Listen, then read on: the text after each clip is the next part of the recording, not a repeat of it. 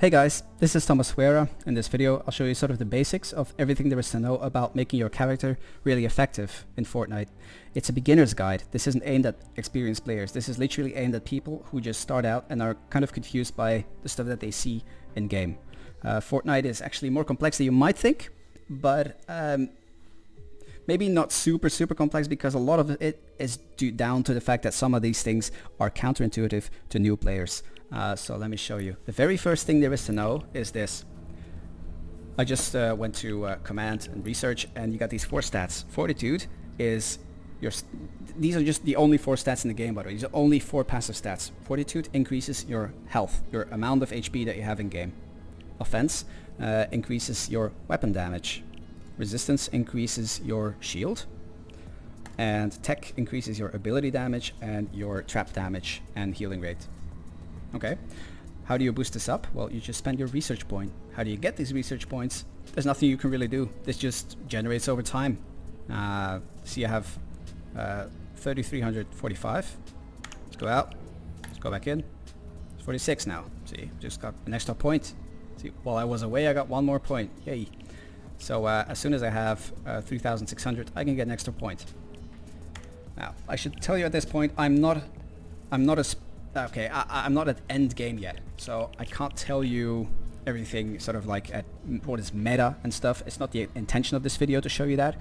The only thing is to help you understand what's what and how to sort of achieve what you want to achieve with your hero loadout and effectiveness. Let's look at my heroes. So these are the heroes that I have. These are so some are stronger than others, and this is determined by 2 things. First of all, their rarity. Green is the most common one. Blue is the next tier. Purple is even better. And orange, the legendary ones, are almost the best, right? The best are mythic, very rare ones. I have apparently 1 of each class, yay. And the other thing that determines why one hero is stronger than the other is their level. This is just a level 20, which is basic for a legendary. Level 58 is the highest level you can have at at this point in the game for me, because I'm questing around in Blankerton. Okay, so how do I increase this level? How do I get this up to 58? Very simple. Press upgrade and inspect, and I simply click level up, and that's it. And I spend this hero XP. How do you get this? Well, just by playing the game. The game will throw all kinds of XP at you, and I'll just level it up. There you go. Now we're level 2, and Skeleton Girl is now level 22. Okay, I could upgrade is all the way up to 58, but I'm not quite interested in leveling this one up. I kept her though. Why? I'll show you why. Because of my hero loadout. There you go. I can have 3 different loadouts. This is my soldier. This is my ninja. This is my outlander. So there are 4 classes in the game. Soldier, ninja, outlander, and there's also constructor. These are specialized in different things. A good beginner hero is the soldier. This has the 2nd highest HP, has some great outgoing damage skills and stuff going on for her. The highest HP is actually the constructor, but this guy is specialized at building bases and protecting those bases. That's what they do. The ninja, also high damage output, low HP though, but high mobility. Definitely later in the game you'll get to appreciate this one. Outlander specialized at gathering resources quickly. That's their thing. Okay. So how do I pick which hero I have? Just here, commander, click commander, and the commander is just the hero that you're actually going to play when you go into a mission, right? That's I'm playing the Jolly Headhunter.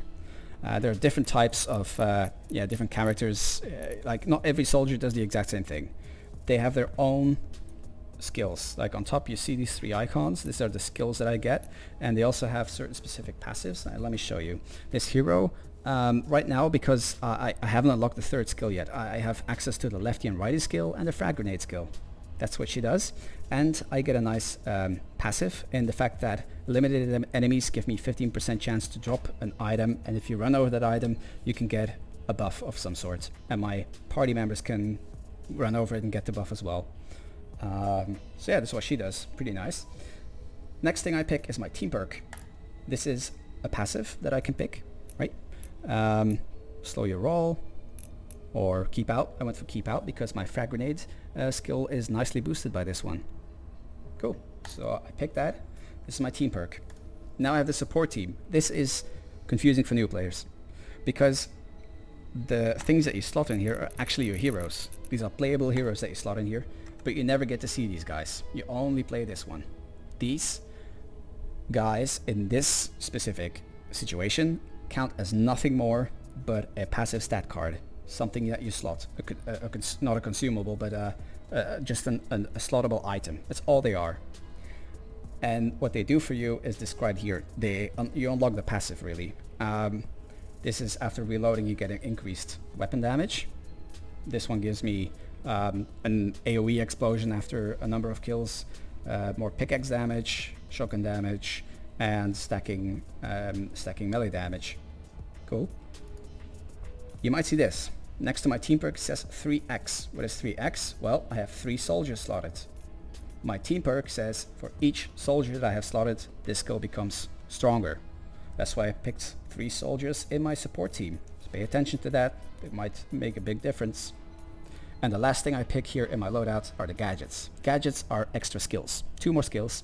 This is airstrike, is like an ult, a big AoE damage skill. Adrenaline rush is like a heal.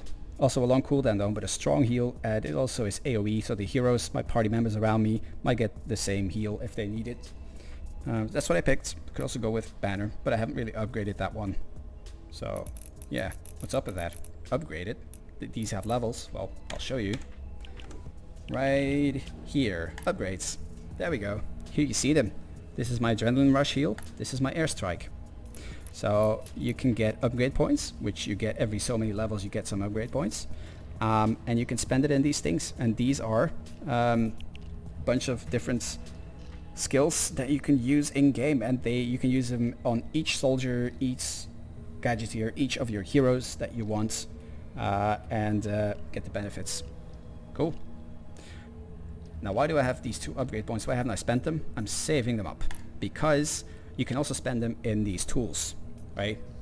Build and repair speed, building health, pickaxe upgrade, backpack size, storm shield, storage vault. I want to spend these points in my next pickaxe upgrade. Now I'm level 110. I need to be level 115 to get this, so I'm saving them up. I'm kind of keeping them, and then I'm going to spend them in this because that's what I want the most. Okay, so far for the gadgets. Now we go into something a little more complex, and that's the survivors. Look at these. You might have encountered these if you've played Fortnite a bit. You might have gotten these as rewards. This is confusing again because these are people. You think, well, where are they? Where can I see them? Yeah, they're not actually people though. They're nothing but upgrade cards. They're just upgrade cards. And you see the different rarities. See? Get all the different rarities. You even see different levels. Here we got level 63 Mythic Survivor right here even. Okay. The squads is where you use them. These are your decks, let's say. This is your deck with your survivors. You got 8 squads. EMT squad, Fire Team Alpha, Gadgeteers, yada yada yada. Different squads. Each squad is responsible over their own stats, right? EMT squad increases my fortitude. Fire Team Alpha my offense, and so on. There's 2 squads per stat. But each squad only boosts 1 stat. Okay. You see a bunch of slots in here. As you progress through the quest, you will unlock more slots to put more survivors into. So why did I pick who I picked in this? Well, each party has a leader. You can see them by their little crown. Only the guys with the crown can be in the leader slot per item. And a leader is, by the way, very specific. So you see this icon right here means EMT squad. So this is specifically an EMT squad leader. That's why he is in this slot. Okay, cool. What's the next thing I need to pay attention to? Leader has a personality. That's this icon, this first icon. You can see it in the description. Personality competitive. Doesn't matter what personality they have, to be honest. It's not that a competitive leader is better than an EMT squad than, for instance, a curious leader. Doesn't matter at all. What it does matter for is your members. These are my 4 EMT squad members. And you see that they have the same icons. 3 of these guys also have competitive personality, and that's good because you want to aim for a personality match. These 2 guys here have 2 different personalities. One is curious, one is competitive.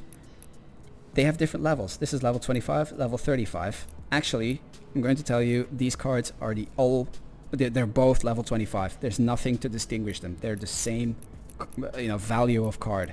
But because the personality matches that of the leader with all of his very high level just boosts up the effectiveness of this card, right? And the sum of all of these levels is the amount of points of fortitude that you have. That's what that is. That's why you want a personality match, because you get more stats out of it. Okay? There is a second icon though.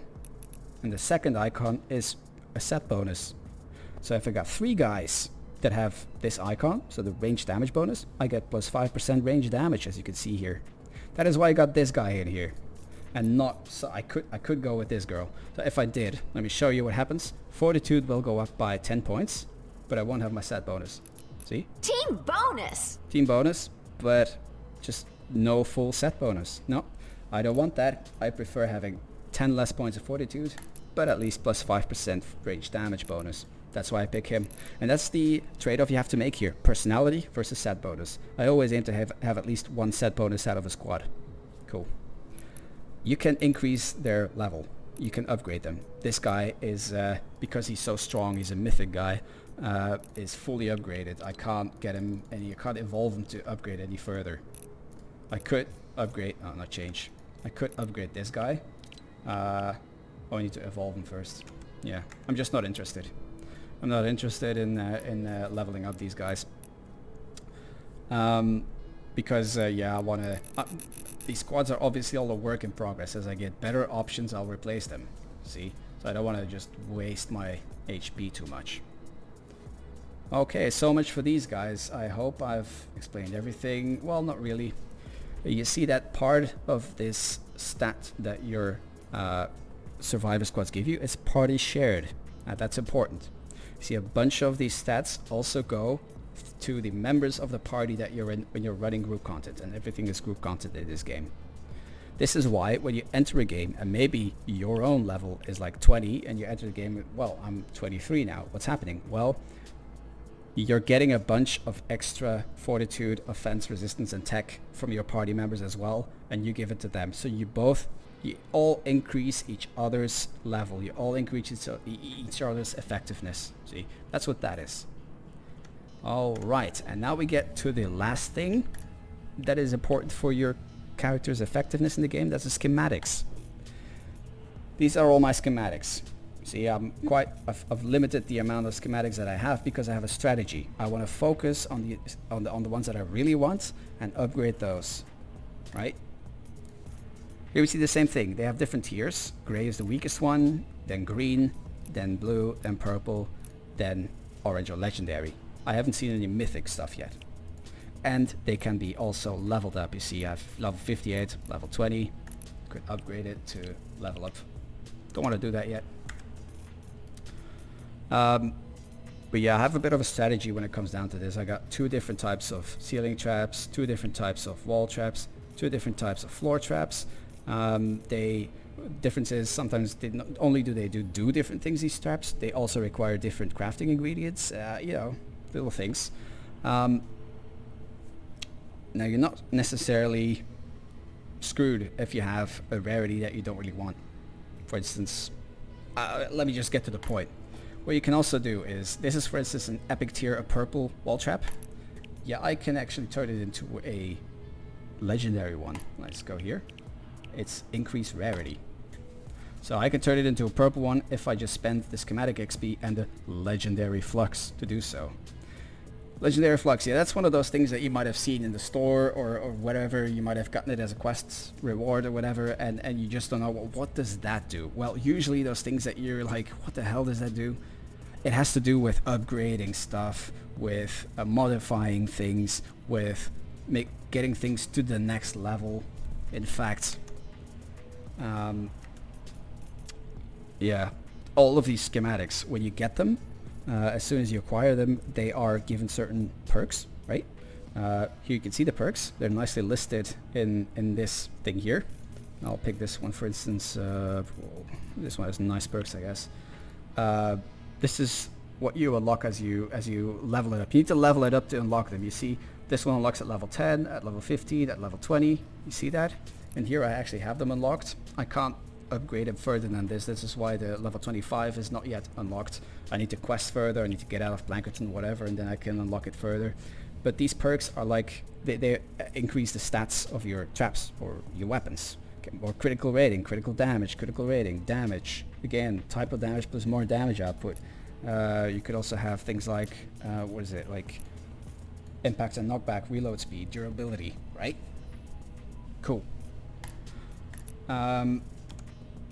You're not doomed if you got shitty perks. Really, you can change them. Not yeah, like let me show you. Where is it? Not this one. So do this. Right. Upgrade. Modify perks. Cool. For instance, I don't like durability. You could be like, God doesn't like durability. Okay. Maybe I do like impact and knockback, and I can replace it, right? And you spend this stuff. These little wrenches is what you spend them with. Is what you spend on that, and then you can replace the perk. I don't want to do that though because I don't have enough of it. And maybe I don't like that. I don't know. Besides that, you can simply upgrade the durability, upgrade the perk, make it stronger, and for that you need the wrenches, and then these little guys. They're like little valves on a circuit board or whatever. Yeah, it's what you. That's also important to increasing the effectiveness of your weapon. Very important. So it's not just the rarity, the level. Then there are the kind of perks, the level of the perks, and if you don't like the perks, then you can replace them with a different one. So that's all there is to these schematics. Or you could also, as I said, upgrade it to the next level. Okay, so now you should know, if you look at the item shop and you see things like Storm Shard, Lightning in a Bottle, Eye of the Storm, Epic Flux, Pure Drop of Rain, these are items that are typically used to either evolve an item to the next tier or modify a perk. That's what you use those things on. See, perk up. There's those little things on the circuit board or whatever. So I hope that now you kind of understand the different aspects there are to getting your character to be more effective, or getting it to where you want your character to be, or close the gap on other characters that you feel like, well, they just get much more out of their character. Well, maybe you've forgotten about something and you saw it in this video what it was. So this was Thomas Guerra, and I wish you all a good day.